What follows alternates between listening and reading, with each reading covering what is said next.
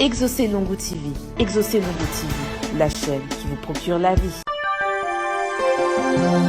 Bonjour chers téléspectateurs, soyez les bienvenus sur votre chaîne Exaucez Lungu TV, la chaîne 100% prophétique qui vous procure la vie en Jésus. Déjà aussi, vous en profitez aussi pour dire merci à téléspectateurs qui ont été là fidèlement et qui ont suivi toutes les émissions depuis déjà 2 ans. Alors continuez à rester avec nous parce qu'en cette année 2020, nous avons encore beaucoup de choses à vous proposer. Amen. Mais pour bien commencer l'émission, nous allons quand même introduire notre invité du jour, le prophète Exaucé. Bonjour prophète. Oui, bonjour Ketia, que Dieu te bénisse. Amen, amen, amen. Merci beaucoup d'être encore là avec nous pour cette année, pour cette grande année qui nous attend. Gloire à Dieu. Alors avant de commencer, avant d'introduire même le thème, est-ce qu'on peut remettre ces instants entre les mains de Dieu? Seigneur, nous te rendons grâce pour ta fidélité. Nous te bénissons pour ton amour et nous voulons remettre ces instants entre tes mains. Laisse que le Saint-Esprit soit au centre de toutes choses pour nous guider, pour nous enseigner et nous amener à ta direction. Au nom de Jésus, en bénissant ton nom, nous disons gloire à toi Seigneur, au nom de Jésus. Amen. Amen, amen. Merci beaucoup. Alors, beaucoup de gens se posent la question, et même lorsqu'on regarde sur les réseaux sociaux, les gens se posent quand même beaucoup de questions au sujet de pourquoi et comment ça se fait que leurs prophéties ne se sont pas encore accomplies. Les prophéties qu'ils ont pu recevoir sur leur vie, certainement, il y a des choses que Dieu leur a pu leur dire et ils se posent la question, comment ça se fait que cela ne s'est pas encore accompli? Qu'est-ce qui s'est passé? Est-ce qu'on a mal compris la prophétie? Est-ce qu'on a mal interprété? Et justement, je voulais aborder ce thème avec vous aujourd'hui. Vous avez le ministère prophétique et en plus, vous êtes amené... Concrètement, le thème c'est quoi? Concrètement, le thème, c'est comment comprendre sa prophétie. Comment comprendre sa prophétie? Ok, très bien. Déjà, je vais dire ceci. Premièrement, je vais définir si la prophétie c'est quoi. Sur le plan biblique, la prophétie est une prédiction, c'est-à-dire l'annonce de l'avenir. C'est quelque chose qu'on n'a pas encore vu. À la différence de la parole des connaissances, qui est le fait de dire à quelqu'un quelque chose qu'il connaît. Alors, le passage biblique qui s'accorde à cette définition, c'est 2 Pierre au chapitre 1, au verset 19. On dit, Pierre parle de la parole prophétique, c'est-à-dire la parole prophétique est une prédiction. Dans le contexte où il est en train de parler, il parlait d'une parole reçue, c'est-à-dire d'une parole reçue, ou d'une parole écrite.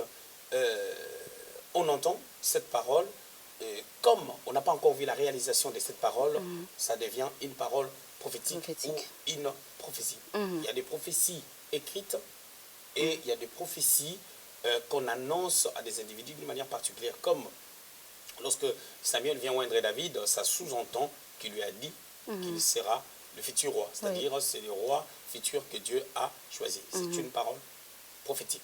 Maintenant, pour retourner au thème, vous aviez dit que le thème c'est comment comprendre sa prophétie. Tout à fait. Je dirais que quand on dit comment comprendre sa prophétie, toutes les prophéties ne se ressemblent pas. C'est-à-dire on ne peut pas donner une réponse d'emblée comme ça, on donne une réponse et puis ça attrape tout le monde. Et automatiquement, je dirais que le thème doit être réformé pour dire comment se conduire lorsqu'on reçoit une parole prophétique ou lorsqu'on reçoit la prophétie. Et là, à ce niveau, il faudrait qu'il y ait des sous-questions qui vont nous permettre de pouvoir localiser chaque réalité de la vie des personnes qui ont entendu des prophéties, parce que les prophéties sont diverses. À David, on a dit, tu deviendras roi. Alors, on va peut-être retourner déjà en arrière. Donc, vous avez expliqué c'est quoi la prophétie, vous avez parlé de la prophétie. On aime bien quand ça commence déjà bien. Restez connectés. Donc, quand vous avez parlé de la prophétie, quand on annonce la prophétie parlée, si je ne me trompe pas, et celle qui est écrite. Donc, à ce moment-là, à partir du moment où on peut prendre l'exemple de Samuel, du prophète Samuel et de David, il lui a annoncé la prophétie.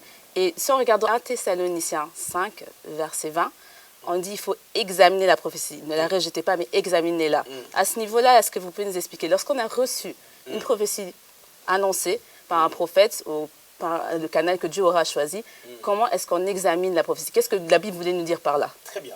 Qu'est-ce que la Bible voulait nous dire dans 1 Thessaloniciens? C'est-à-dire chaque personne qui reçoit sa prophétie. Nous sommes dans 1 Thessaloniciens 5, au verset 20. On dit examinez, ne rejetez pas les prophéties, mais par contre, examinez-le.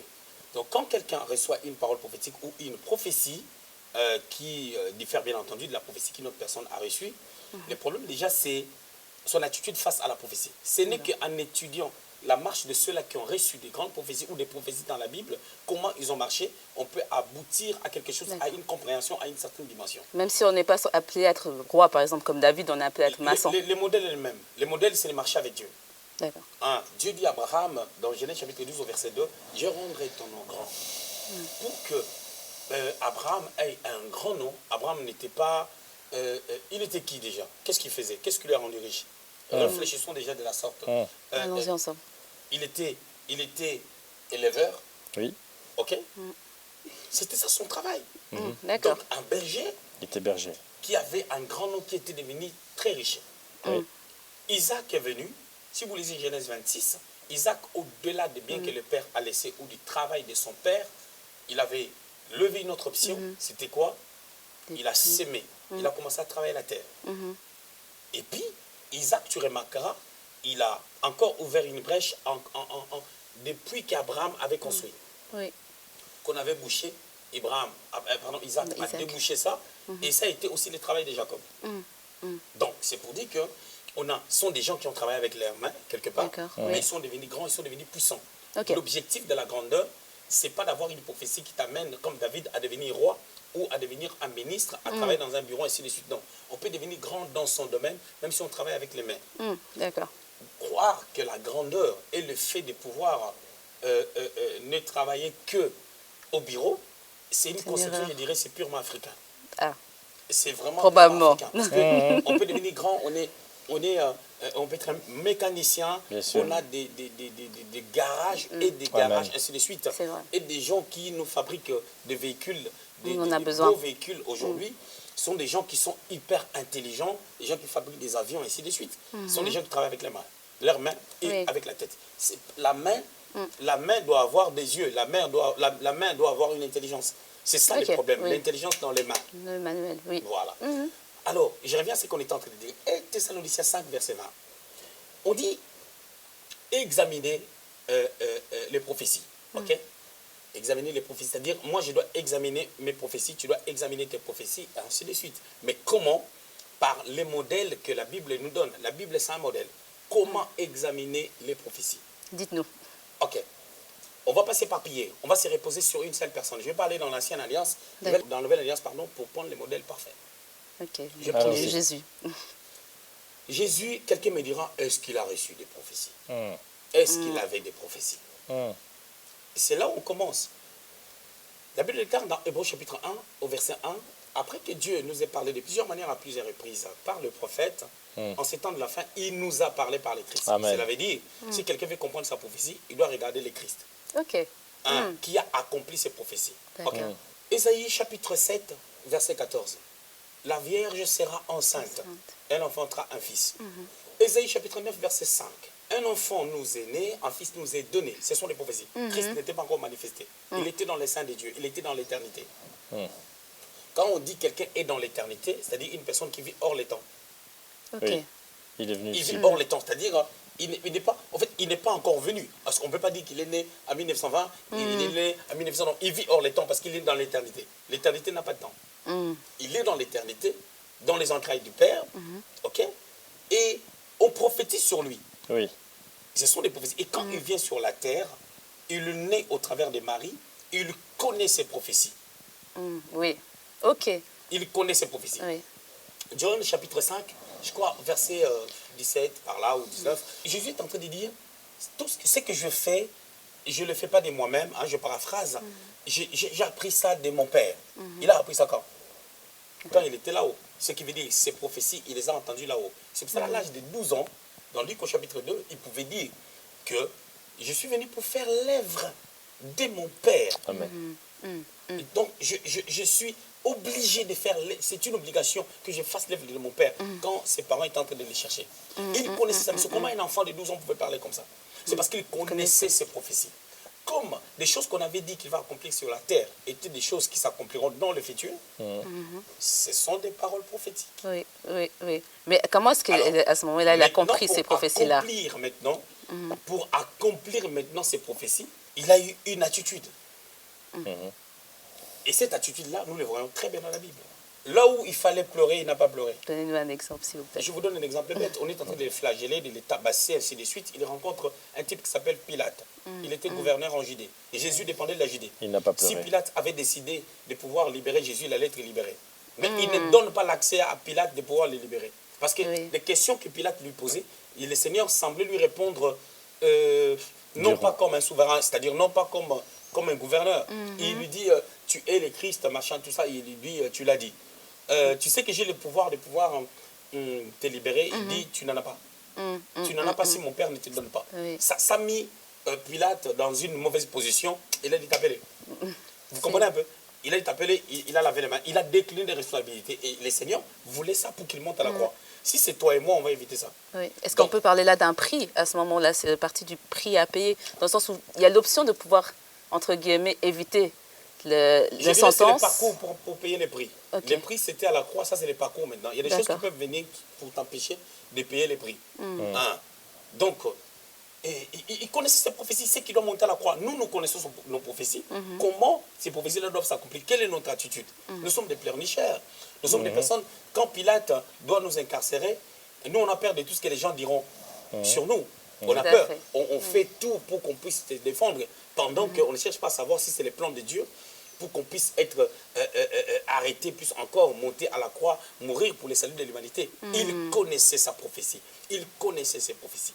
Voilà. C'est-à-dire, pour accomplir sa prophétie, on doit vraiment regarder à Christ, comment il s'est comporté. D'accord. Au-delà de ça, je suis parti même loin, je dirais, c'est un homme de prière. On a compris par rapport à Christ. Mais par rapport à nous maintenant, sous la nouvelle alliance... Il faut regarder à Christ. Christ lui-même, il est venu, il est monté au ciel. Il n'a pas montré comment est-ce que les pasteurs doivent se comporter, comment est-ce que les apôtres doivent se comporter. Il fallait regarder à lui pour comprendre. Mais qui peut examiner? Parce que je reviens sur sa question, elle a parlé d'examiner sa prophétie.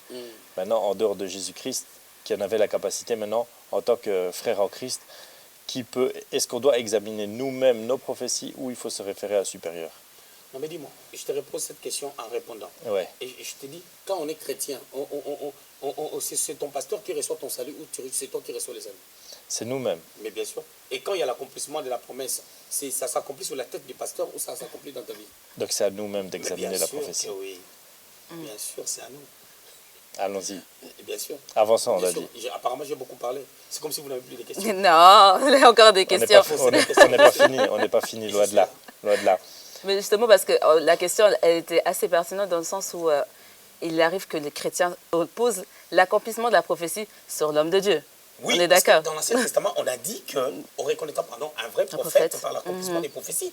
Mais c'est dans un contexte. Tu dois savoir une chose. Quand vous lisez Matthieu 24, par exemple, on peut voir les seigneurs se présentant comme un vrai prophète. Il donne des prophéties sur ce qui allait arriver dans le monde entier. Il n'individualise pas pendant des choses pour dire que non, Kétia, dans telle année, tu vas voir ça, non. Il donne des paroles prophétiques pour ce qui allait arriver. Il dit, Matthieu 24, il dit, il ne restera pas sur toi pierre sur pierre, car tu n'as pas connu le temps où tu as été visité. Il parlait de Jérusalem. Il donnait une prophétie qui s'est accomplie à l'an 70, au temps de l'empereur Titus. Donc, il donne une prophétie qui s'est accomplie. On n'a pas besoin de faire d'efforts. C'est quelque chose qu'il a vu, c'est quelque chose qui est déjà programmé, déjà arrêté dans le calendrier spirituel ou prophétique pour l'accomplissement. Ça s'est accompli. Maintenant, si quelqu'un donne ce genre de prophétie et que ça ne s'accomplit pas, c'est là où on peut dire que non, il est un faux prophète parce que ça ne s'est pas accompli. Et d'ailleurs, c'est encore dangereux parce qu'Isaïe a prophétisé sur Jésus, il est mort, ça ne s'est pas accompli. Et ça s'est accompli après sa mort. Plus tard. Tu comprends? Alors ça ne sert à rien de juger. Il faut savoir les contextes. Quand on dit qu'on reconnaît un vrai prophète, lorsque ce qu'il dira s'accomplira, on s'adressait à l'attitude des faux prophètes, des gens qui n'ont pas entendu Dieu, qui prétendent dire des choses, soit par sentiment, soit par plaisir, soit pour faire plaisir aux gens en fait. Parce qu'on les a donné quelque chose. Dans les contextes, c'est d'abord ça.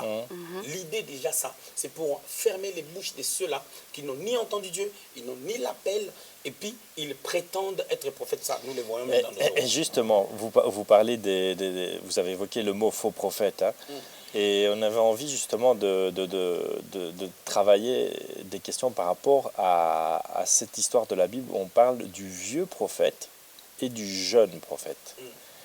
Et ma première question par rapport à ce que vous avez dit, c'est est-ce que le vieux prophète était un mauvais prophète ou est-ce qu'il a dit ça de lui-même par occasion? Qu'est-ce qui s'est passé dans cette histoire? Parce que la sentence était dure. On ne va pas aller loin.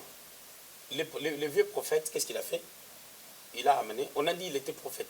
On l'a appelé vieux prophète. On l'a appelé vieux prophète. Qu'est-ce qu'il a fait? Il a amené l'autre en bateau. C'est-à-dire, il a amené même à mourir, c'est-à-dire à désobéir. Et du fait qu'il a amené à désobéir, qu'est-ce qu'il est? Mauvais. Alors, je vais définir quelques termes. Parce que Sur les plans, s'il a amené à mourir, c'est si tu que ne me laisses quelqu'un... pas définir, Allez-y, tu allez-y. n'auras pas ta réponse. Allez-y, prophète. Alors, pour définir les mots, je dirais, lorsqu'on parle de mauvais et de faux, il y a deux tendances. Un mauvais, c'est celui qui était bien. Il est devenu mauvais par le rejet de la connaissance, de la doctrine. C'est-à-dire, on met la connaissance de côté ou la volonté de Dieu de côté, on devient mauvais. Mais un faux, soit n'a jamais été vrai, soit il était tellement mauvais, il est devenu faux. Et dans le cadre maintenant de vieux prophètes, la Bible l'a appelé vieux prophète.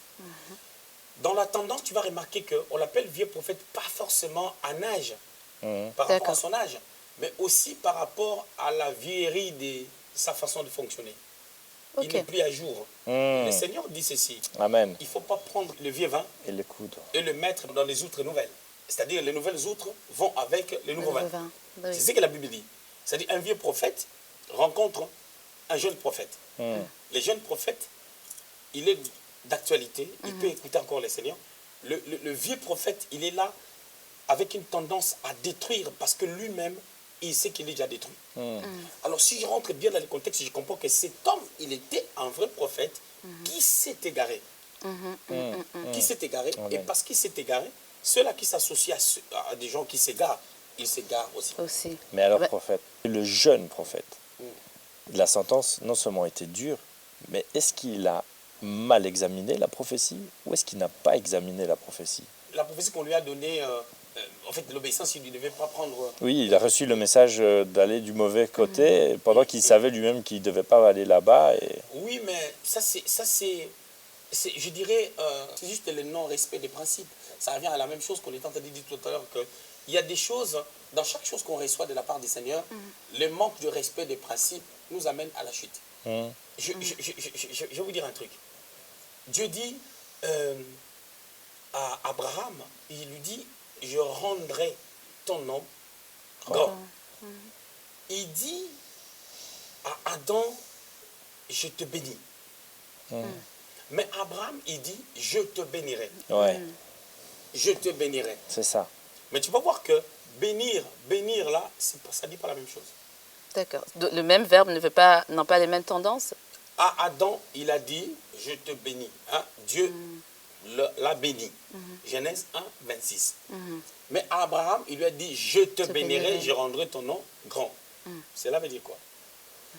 Le premier bénir là, que Adam a reçu, veut dire seulement que tu as le potentiel d'aller de l'avant.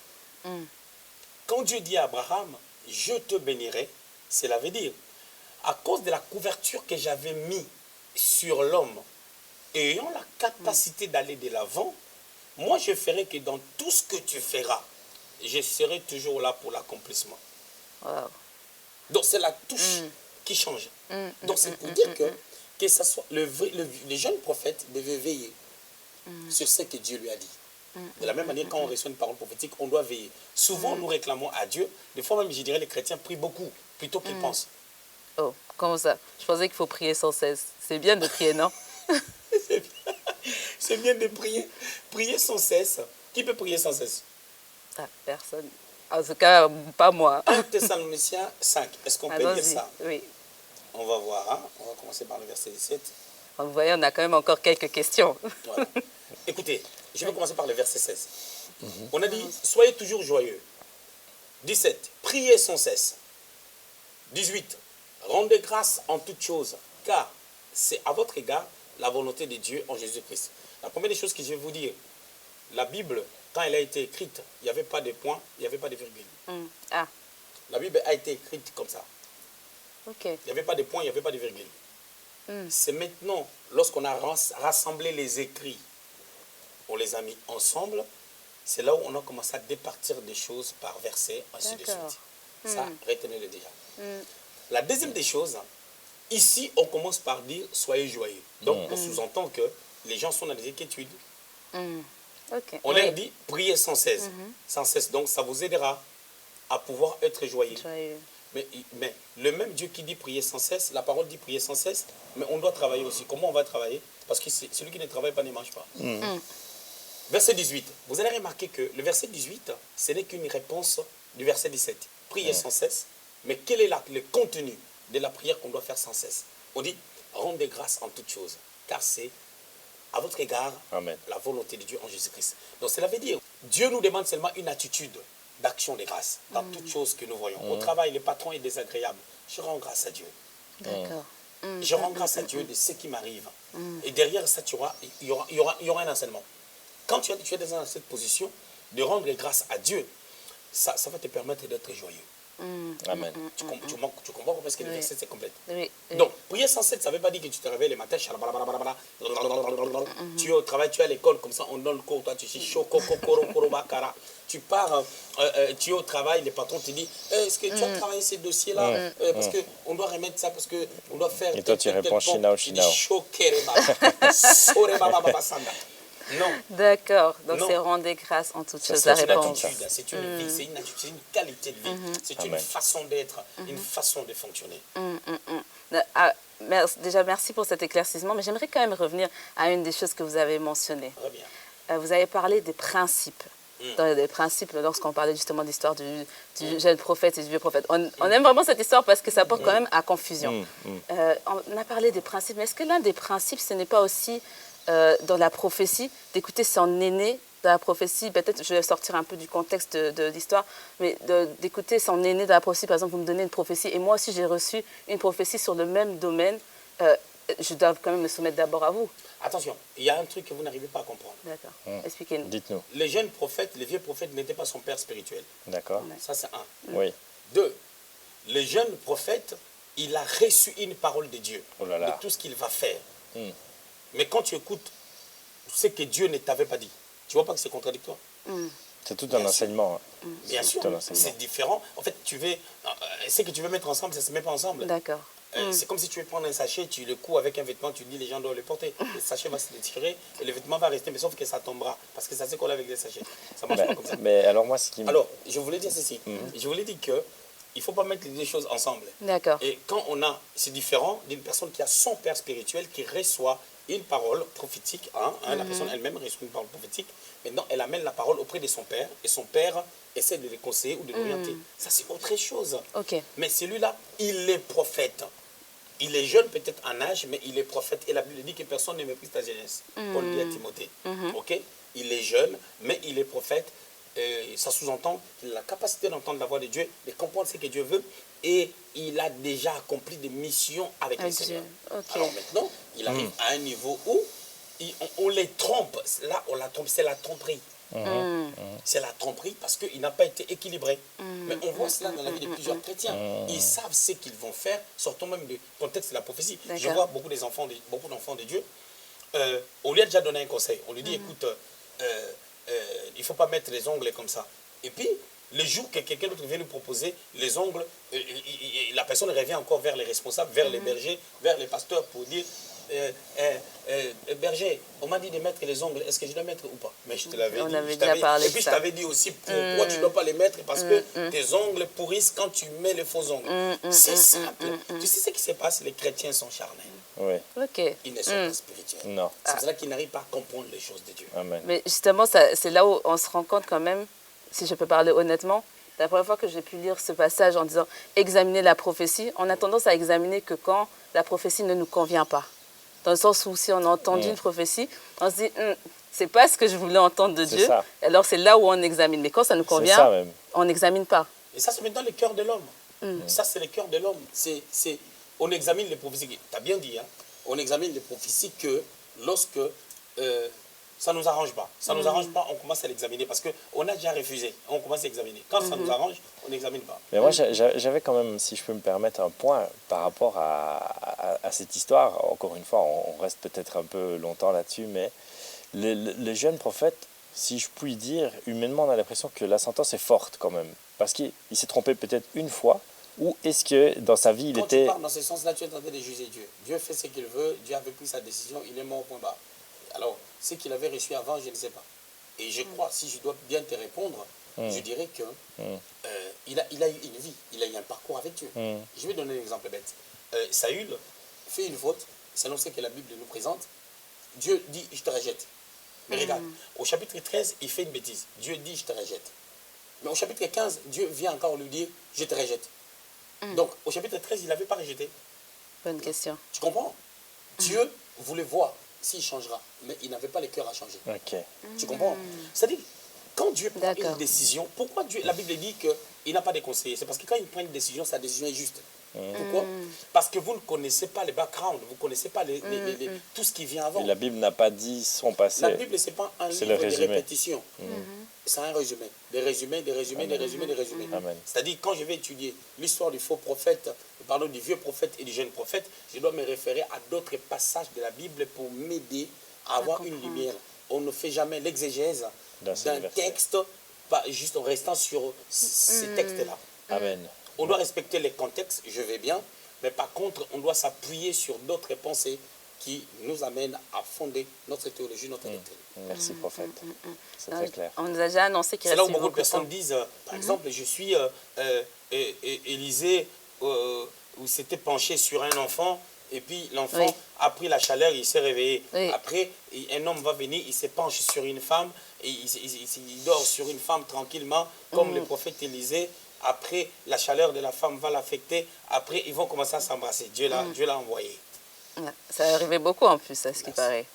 Voilà, c'est pour dire que il ne faut pas, C'est des faut pas abominations. copier pour le plaisir de copier. Il faut comprendre, il faut rassembler des écrits. Ah oui, c'est pour ça que la parole de Dieu, ça ne se comprend pas par l'intelligence humaine.